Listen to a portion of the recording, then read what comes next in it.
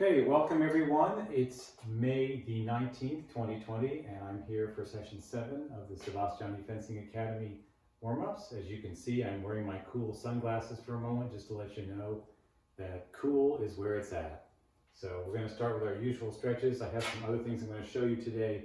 Some of it is visual, some of it is related to movies, and some of it's related to the rules about the strip itself, its dimensions and so forth. So I'll take these off, to your disappointment, I'm sure, and we'll begin.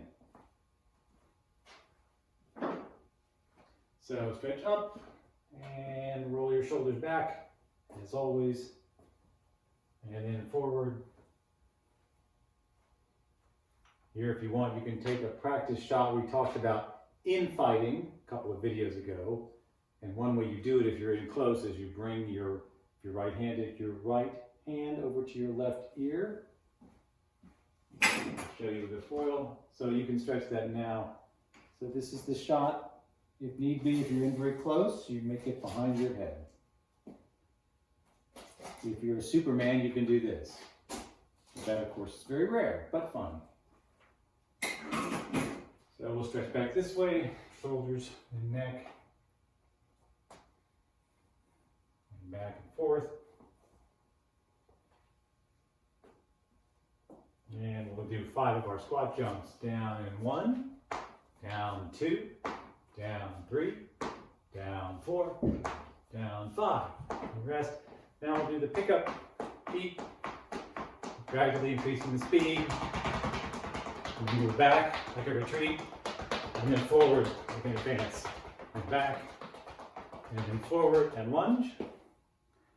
And stretch out this lunge by pushing down on your rear hip, keeping your shoulders above your waist, and pivot to your non-dominant side, a little lower, and pivot back, lower still, really in a stretch lunge position, and pivot again,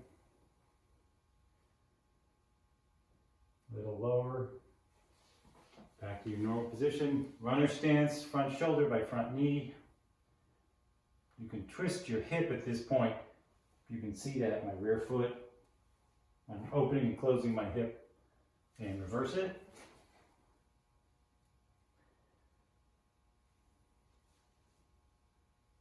Good. Remember, I have all these sermons I've developed over the years as an educator, and one of them is, of course, try to stretch all the time at your age. The more you do it in your 20s and 30s and beyond, the more flexible you are, the less likely you are to have any kind of bad accident. I'm not totally warmed up, but as you can see, after some fencing, I can still virtually do the splits. And that has saved me a couple of times. When I lunged and hit a slick spot on the strip and my foot went out from under me and I went flat on the strip, I did not injure myself. So flexibility, really important. So we're gonna do some timed footwork now, which means you might get your weapon. I'm hoping at this point that you have a target set up in your home. We'll do 30 seconds of advanced retreat and 30 seconds off. And we'll alternate with that and then add some lunges. So what you want is very smooth, small, controlled footwork like this. And I like to sort of think of my feet as a tap dancer might. That is to say, you're sort of always moving. You're sort of not really in the air, but it feels like you're in the air. You can even hear it. So that it makes your opponent wonder which way you're going to go. Maybe I do 3 steps forward. That's called an appel, A-P-P-E-L, where you make a step. So this sort of movement is really good because it really makes your opponent think carefully about where you're going to go. And sometimes you deceive her and you hit. So 30 seconds on. Face your target. Ready? Go. Back and forth. Small, controlled. Your shoulders over your hips. Your fingers very loose on your weapon, as always. When I do stuff like this without an opponent, I really only hold it literally with my 2 first fingers and my thumb. And I move my point around just to keep things loose. We talked about writing your name in the air, make circles in the letter U to simulate double and disengage. 5 seconds. And stop. Rest for a moment. You can shake out your leg. Now would be a good time to do a stork stretch, as we call it. Stretching out the quadricep in the front of your thigh. And maybe lower yourself and stretch your hamstrings. Back up, taking your weapon very loosely. 5 seconds, face your target.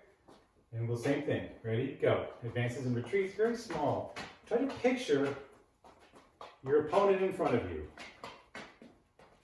If you can practice that with your imagination, your mind will react and make your body react the way it does in an actual situation. We are told that the mind has trouble differentiating between imagination and reality, at least as far as visualization is concerned and training.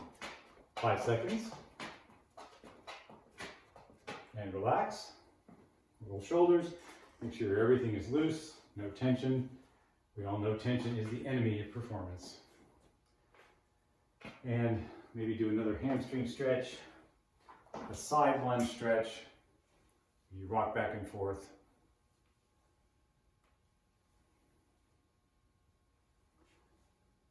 And this time, I'm going to go 30 seconds with advances and retreats and lunge when you feel like you want to. So you should, I would think, have 5 or 6 lunges in this time. Ready? Begin. Backwards and forward, 2 advances, 3 retreats, 1 retreat, 3 advances, whatever, and a lunge. So you're working your way back and forth, keeping that distance. It's very tricky for your opponent to read. Always moving your feet. Feet are never staid or heavy. They should always be light. 5 seconds. And relax. Twist your ankles, loosen that up. You can go to a wall and do an ankle or rather a calf stretch. You put your rear foot flat and you lean down and stretch your calf muscle.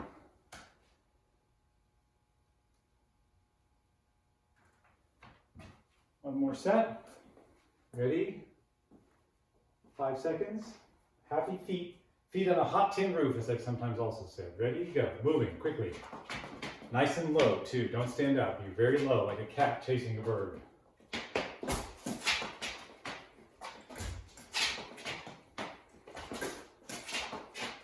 You may want to attempt to take the imaginary blade and do a disengage or do blade or whatever you want.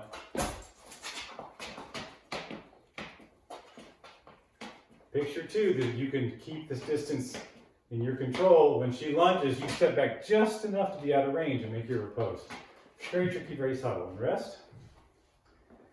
Shift out your legs. One more stork stretch.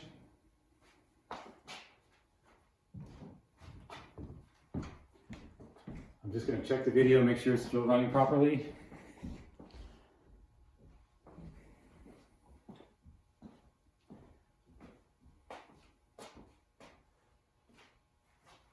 And 5 seconds. Same thing, nice and low, moving feet quickly, go. Backwards and forwards. You can even step to the side a little bit if you want to. You have a whole strip's width to work with, we'll talk about that later. Don't forget to lunge.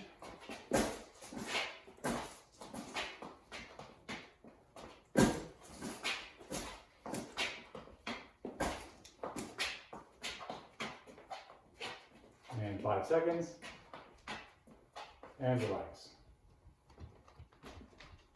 If you want to amuse yourself during this next session, try doing this. Just a little way to keep your body and your sensitivity of physical enactment, keeping it intact.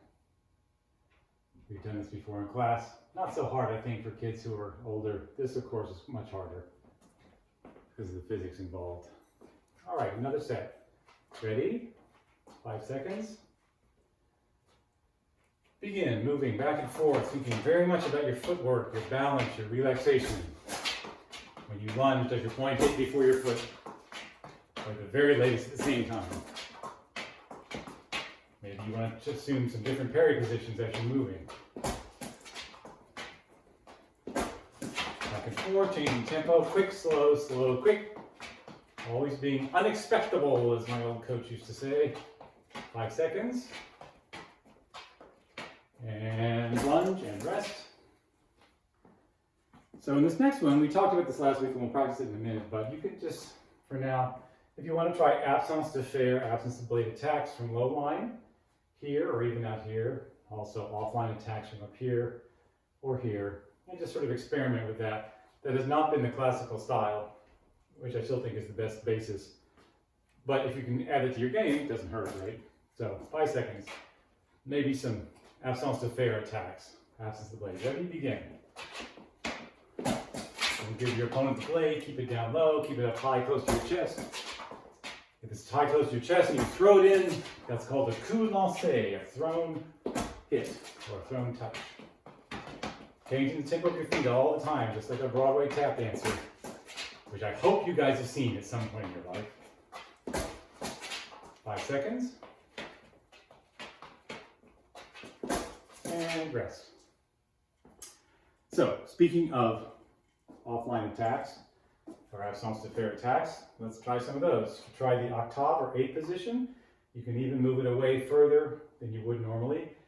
Typically, if you're right-handed against a righty, you may come in and you may hit low inside line. That's here. If it were you coming at me, you might try there for one of your possibilities. So let's try that. Just the lunge for now. Start the octave position, maybe out further than you think. As you come, you're extending your leg also, and you are bringing your foil in to hit in the low inside position. So you start from here and it comes. The trick with this is you don't want to do it too soon because they will find the blade, and that's the whole thing about bent arm attacks or absence de fer attacks. So try it slowly with an advance lunge. Advance, lunge, and the foot, in a way the hand is almost withheld a little bit. If you watch me, advance, here's the foot, the arm is really not extending that much, but it is moving forward. And at the last moment you throw it in. That may not be part of your repertoire, so try it. Advance and lunge slowly. Advance, arm and leg, same time more or less. Don't extend your arm early. Advance and octave.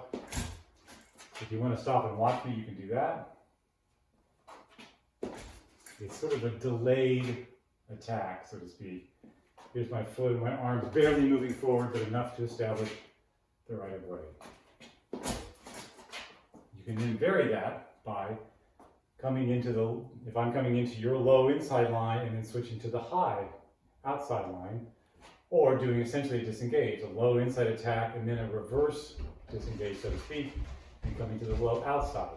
I come to your low inside, maybe you make a 7, I go over it and hit you in the low outside. Try that with your imaginary target. Advance and aim for the low inside, then go high outside by their shoulder. Again, advance and go for the low inside and then change the line and go to the high outside. Once more, advance low inside, change the line and go high. Let's try the upside down disengage. Watch me. Advance, here's the feint. I made an upside down disengage and hit in the low outside line, not the low inside line. So you can see that again. I'll do it towards you. Here's my feint towards your low inside line, and I'm making a disengage, an upside down U, and hitting in the flank under the sword arm. Watch a couple more. Here's the feint, and then I switch. That is to say, I disengage. Feint, when I say disengage, in this case, I mean going over the blade, of course, because it's in low line, not in a low high line. Let's do 5 of those. Face your target. Go. Advance, feint, go high line, or disengage to low line. Your choice. Advance, feint. Feint to the low line, feint, and then switch to the other low line. Feint low inside and switch to low outside. Low inside, low outside. 2 more. Low inside, low outside. 1 more. Low inside, low outside. And rest. I'm going to stop this first video. I'll see you in a minute.